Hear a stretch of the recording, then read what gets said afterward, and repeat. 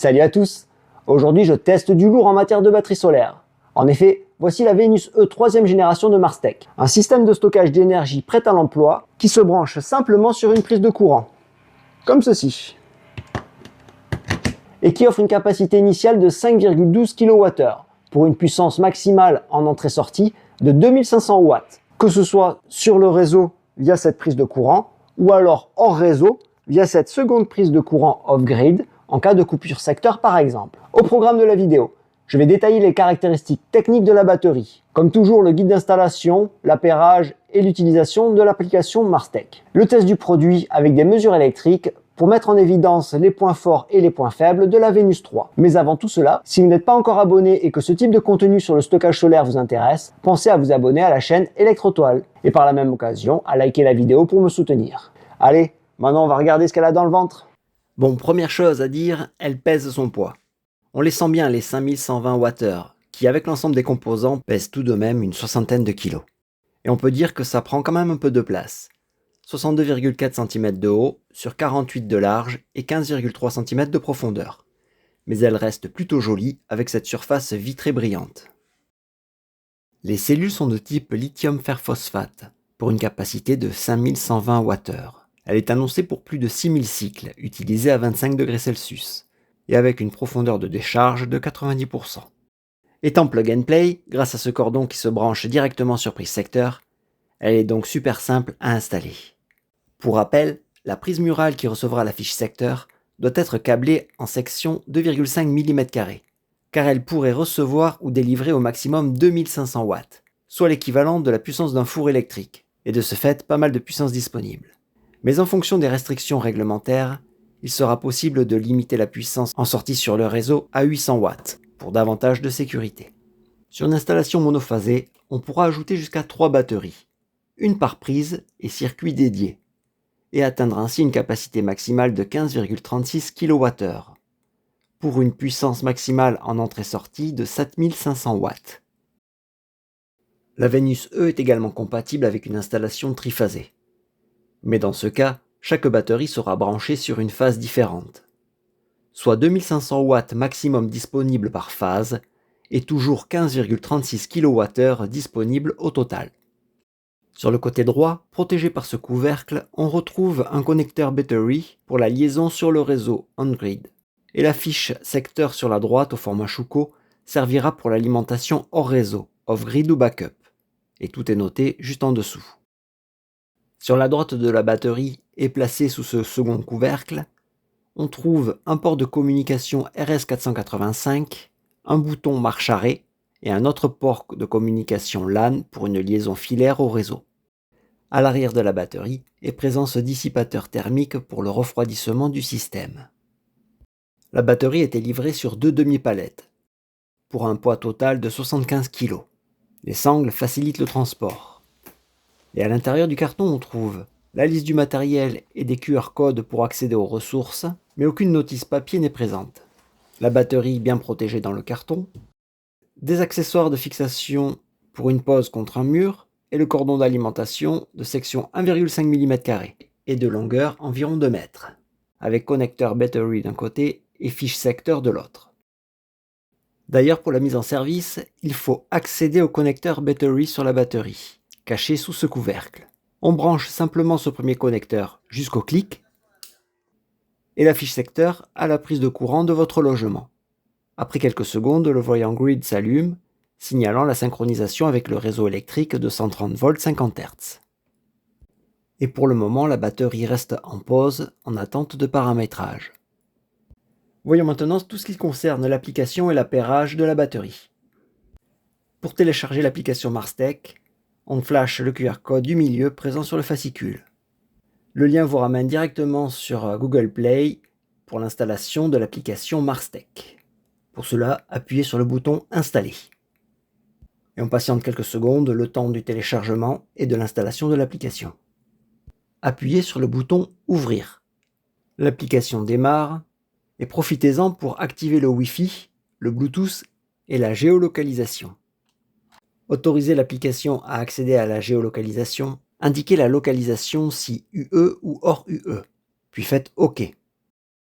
Si vous n'avez pas encore de compte Marstech, cliquez sur le bouton S'inscrire.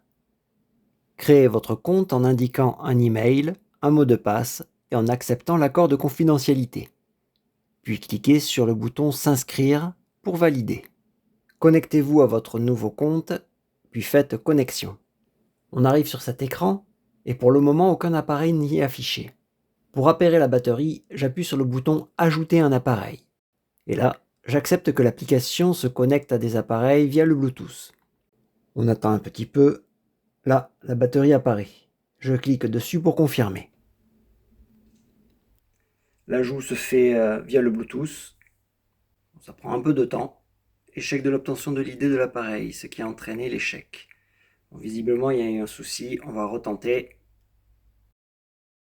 Ah là, cette fois, c'est passé.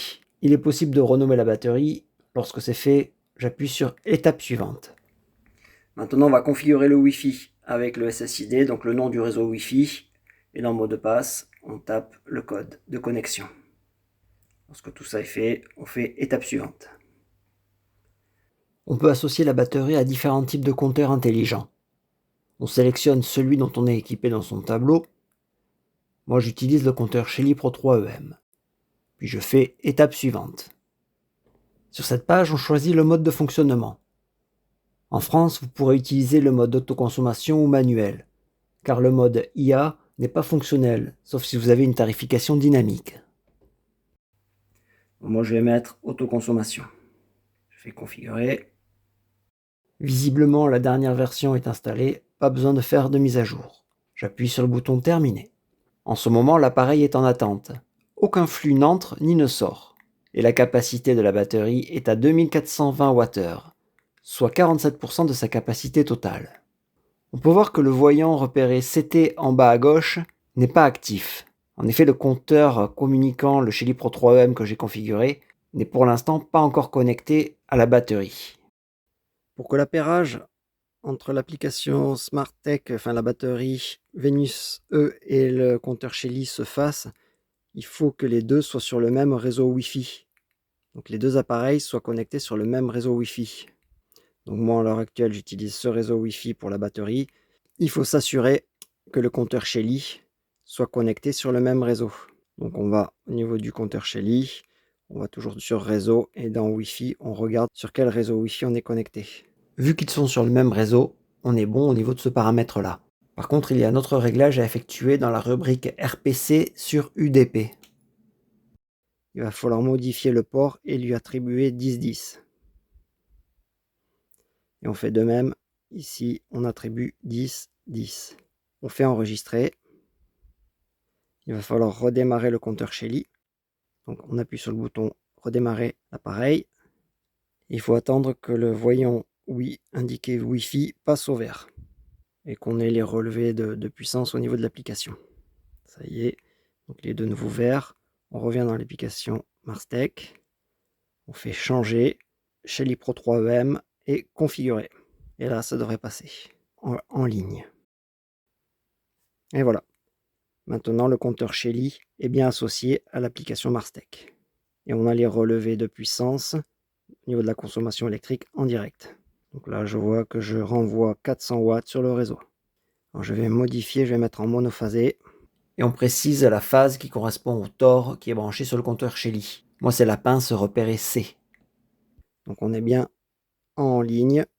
Le compteur Shelly est bien connecté à l'application et à la batterie. Si vous avez besoin d'aide pour le raccordement du Shelly, vous pouvez consulter mon guide sur son installation, soit avec le lien présent en haut à droite, ou alors celui que j'affiche à l'écran ou dans le descriptif de la vidéo. Maintenant que les appareils compteurs et batterie sont associés entre eux, voyons les réglages disponibles au niveau de l'application. Donc on va dans la roue crantée en haut à droite. On a évidemment les paramètres Wi-Fi qu'on a rentrés tout à l'heure, mais on peut éventuellement les modifier avec le bouton commencer la configuration. On peut définir le prix de l'électricité en charge et décharge, mais aucune tarification horaire, ni heure creuse ou tempo. Et vu que je ne revends pas de l'électricité, cette rubrique m'est inutile. C'est simplement pour afficher les économies réalisées sur l'écran d'accueil. Ce n'est donc pas indispensable. stratégie, on peut choisir quel mode on veut utiliser, donc autoconsommation ou le mode IA. Malheureusement, ce mode n'a pour le moment aucun intérêt pour les personnes qui ne sont pas en tarification dynamique auprès des fournisseurs suivants. Je ne m'y attarde donc pas vu que je suis en heure creuse auprès d'EDF. Enfin, le mode manuel offre la possibilité de planifier les périodes de recharge ou de décharge. Là par exemple, j'ai créé un planning de charge à 2500 watts le dimanche de 3h à 7h36 pendant les heures creuses. Le réglage est à la minute près, bien pratique pour ceux qui ont des tarifications horaires spécifiques.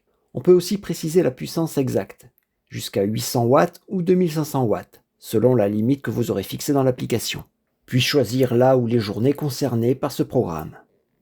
Grâce à ce mode, on peut faire une recharge pendant les heures où l'électricité est moins chère, en prévision d'une journée sans soleil. Mais pour les tests, je vais privilégier le mode autoconsommation qui prend en compte les relevés du compteur Shelly. On peut mettre à jour la date et l'heure si ces derniers ne sont pas corrects. Ici, on a la possibilité de réinitialiser l'appareil, et juste en dessous, la rubrique EPS permet d'activer l'alimentation de secours. Pour une fonctionnalité d'alimentation sans interruption, ASI ou UPS, la batterie prendra le relais en quelques millisecondes pour éviter qu'un appareil sensible, comme un ordinateur, ne se coupe. La rubrique puissance en parallèle permet de définir la limite de décharge AC de la batterie, entre 800 watts ou 2500 watts. Et si vous réglez à 2500 watts, il faudra alors accepter la clause de non-responsabilité. Si vous n'êtes pas sûr de votre installation électrique, limitez la puissance en sortie à 800 watts. Ainsi, vous éviterez les échauffements au niveau du circuit prise de courant. En dessous, dans Statistiques, vous retrouverez sur ce graphique une vue des flux d'énergie en entrée-sortie de la batterie, à la journée, au mois ou à l'année. Et enfin, dans Partager l'appareil, on pourra donner un accès à la batterie à une autre personne en précisant ici son email. Ce partage sera limité soit en une simple consultation, ou alors on pourra autoriser également le contrôle total de l'appareil. Sur la face avant de la Venus 3, on a différents voyants qui permettent de connaître l'état de la batterie. Tout à gauche, on a deux voyants grid pour la liaison au réseau et backup pour la liaison à un appareil en cas de coupure secteur, donc pour le secours hors réseau. Le bar graphe du milieu permet de connaître l'état de charge ou décharge de la batterie. En ce moment, il se développe, donc la batterie est en train de se recharger. Ensuite, à droite, CT signale l'état de connexion de la batterie par rapport au compteur Shelly. Et les deux voyants de droite, Wi-Fi et Bluetooth, informent l'état de connexion au réseau sans fil. Et le premier voyant tout à gauche que j'ai un peu zappé informera d'une éventuelle erreur du système. Le code correspondant sera consultable sur l'application. Le seuil de décharge de la batterie est réglé en usine à 11%. Cela équivaut à 600 Wh en moins de disponible. Ce seuil n'est pas actuellement modifiable via l'application lors de mes essais.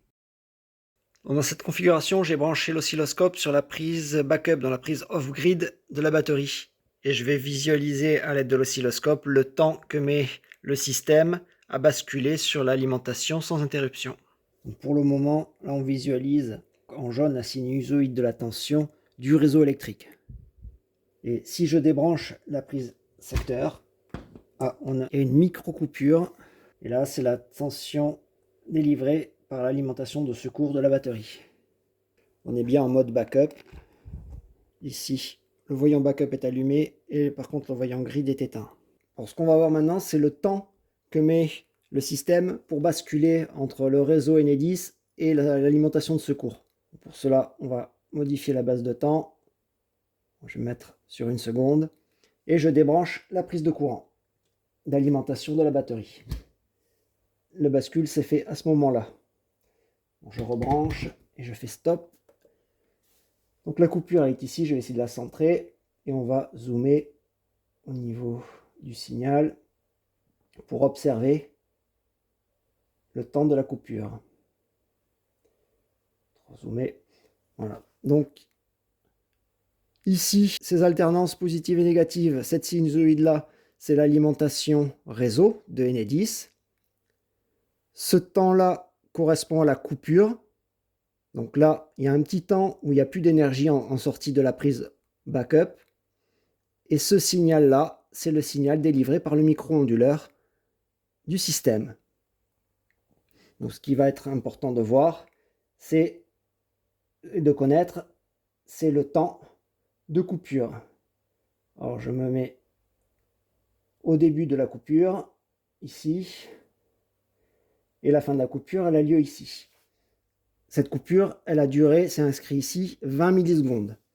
Alors il faut savoir que 20 millisecondes, ça équivaut à une période du signal de la tension délivré par Enedis. Une période équivaut à une alternance positive, une alternance négative. Et après, le signal, il ne fait que se reproduire. D'où la fréquence du réseau électrique à 50 Hz en France. Dans ce cas, ce qu'il est important de noter, c'est que la micro-coupure pour basculer entre l'alimentation réseau et l'alimentation secourue de la batterie est de 20 millisecondes lors de la mesure, alors que Marstech annonce une commutation en 15 millisecondes. Pour évaluer la réactivité du système, je vais utiliser l'oscilloscope, toujours pour les mesures du courant et de la tension. En jaune, c'est le signal de la tension qu'on a vu tout à l'heure. Et en bleu, c'est le signal du courant, délivré par la prise de courant sur laquelle est branchée la batterie. En l'occurrence, là, la batterie se recharge. On voit le bar graphe qui se développe vers la droite. Donc la batterie fonctionne en récepteur. Elle se recharge via le réseau électrique. Au niveau des signaux, quand la tension est positive, le courant est négatif. Donc j'ai pris comme référence la tension, donc le signal en jaune. Si les deux signaux sont en opposition, c'est-à-dire que quand la tension est positive, le courant est négatif, la batterie fonctionnera en récepteur. Elle se recharge. Au contraire, dans ce cas-là, l'alternance positive de la tension et l'alternance positive du courant sont en même temps, c'est-à-dire qu'ils sont en phase. Là, la batterie fonctionne en génératrice. Elle délivre l'énergie sur mon installation électrique pour compenser la consommation, là à hauteur de 5 ampères environ. Pour mesurer la réactivité du système, je vais utiliser ce radiateur soufflant que je vais mettre en marche et arrêter afin de changer l'état de la batterie charge-décharge. Ainsi, on pourra mesurer à l'aide de l'oscilloscope les temps de déclenchement pour voir l'efficacité du système. À 7 minutes 10, je mets en marche le radiateur.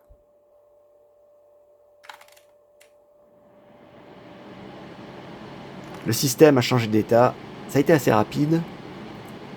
La tension et le courant sont de nouveau en phase. Le système fonctionne en générateur, c'est-à-dire qu'il délivre de l'énergie pour compenser la consommation du logement. À 7 minutes 40, j'arrête le radiateur pour remettre la batterie en mode recharge.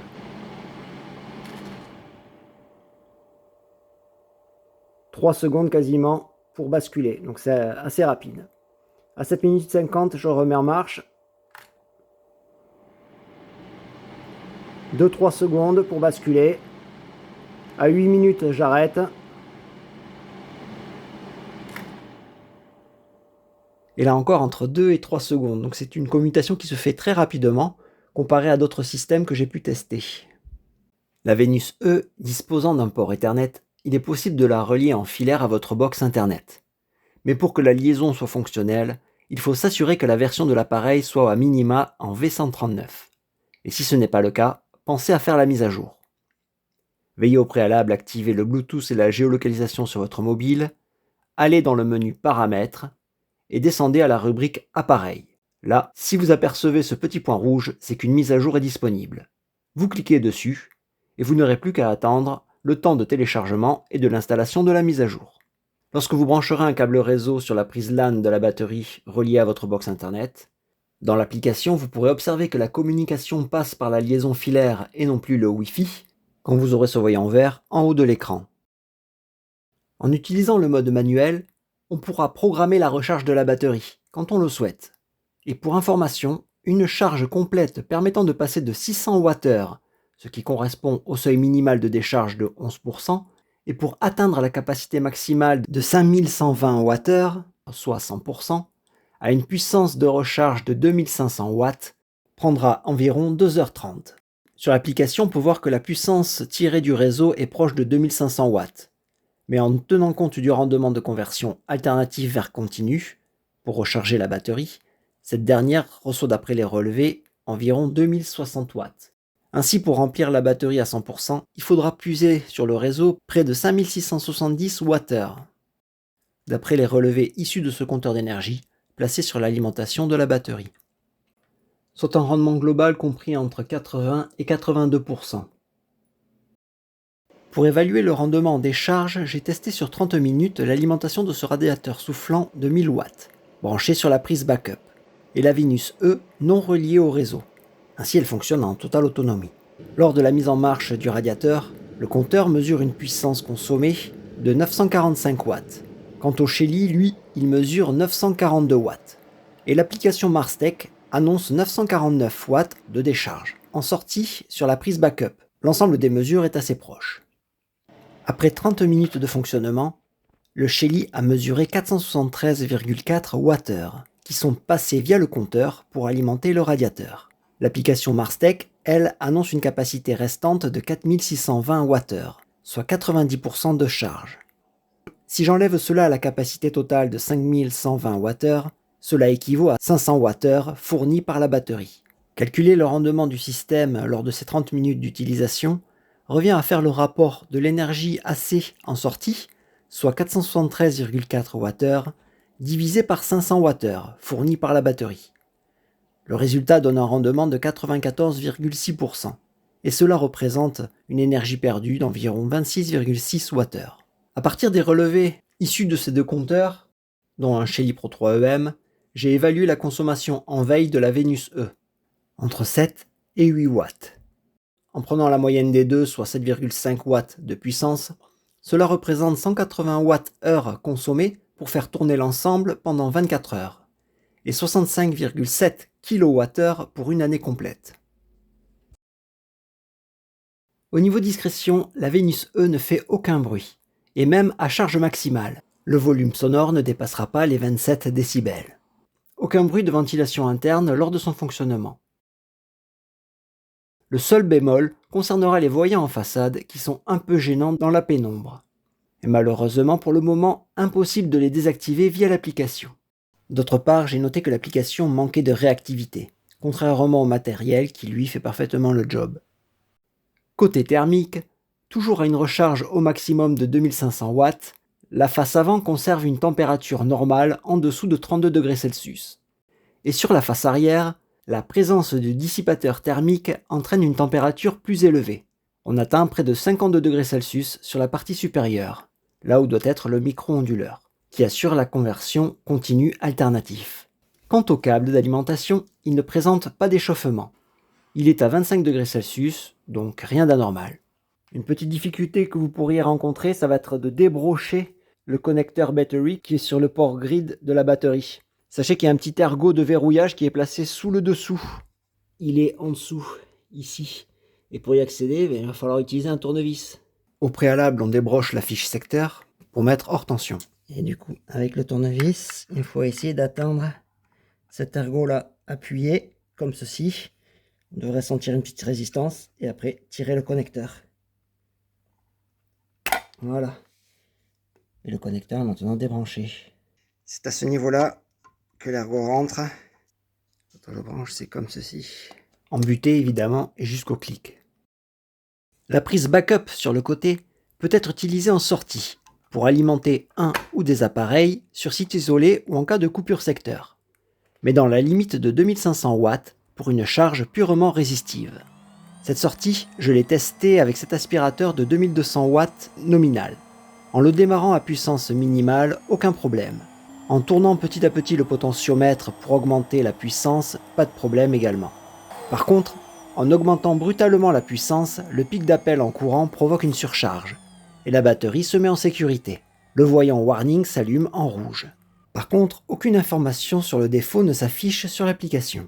Pour réinitialiser le défaut, vous pouvez éteindre la batterie en appuyant 2 à 3 secondes sur le bouton juste ici, puis la rallumer en utilisant le même bouton. Là, l'affichage du défaut a disparu. En conclusion, attention aux appareils que vous souhaiteriez utiliser. Ils pourraient ne pas démarrer même si la puissance est inférieure à 2500 watts. Surtout s'ils comportent un moteur, par exemple des pompes, une climatisation, un aspirateur ou même un lave-linge. La batterie offre la possibilité d'une utilisation totale en hors réseau. On pourra également la recharger avec des panneaux solaires, mais pour cela, il faudra avoir un micro-onduleur. J'ai le panneau de 400 watts avec en sortie 2 câbles sur lesquels sont présents 2 fiches MC4, on les récupère. Juste là, j'ai ce micro-onduleur de 400 watts également. Il est équipé de ce côté de 2 fiches MC4, comme le panneau. On est du côté courant continu, en DC.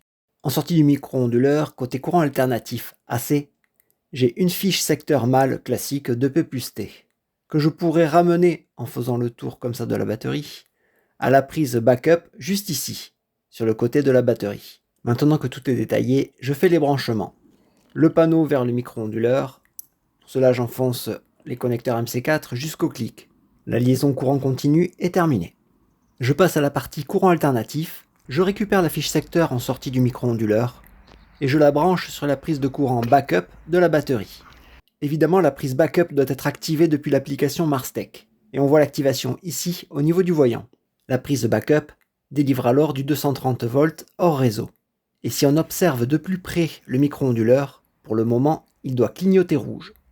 C'est qu'il n'est pas encore synchronisé aux 230 volts 50 Hz de secours. Il faut attendre un peu moins d'une minute et après, il doit passer à un clignotement vert, informant de la synchronisation avec le 230 volts 50 Hz fourni par la batterie et indiquant également qu'il convertit bien le courant continu en courant alternatif.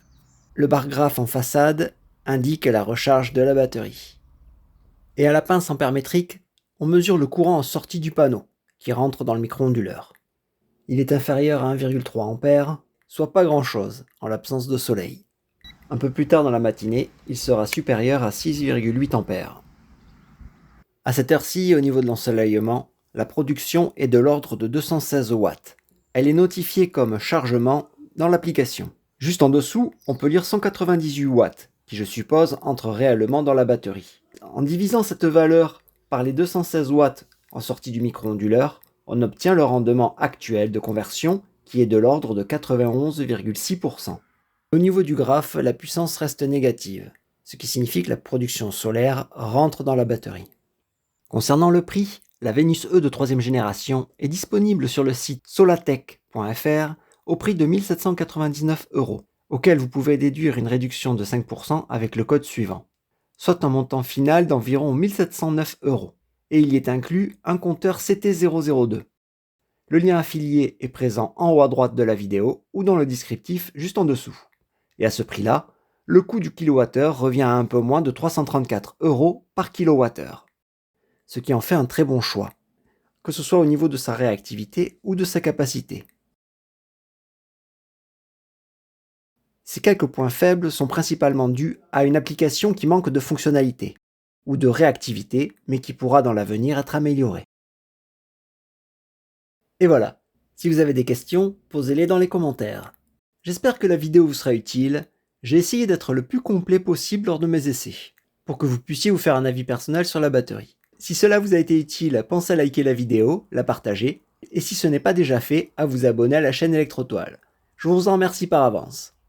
Et je vous dis à bientôt pour de nouveaux tests de batterie solaire plug and play.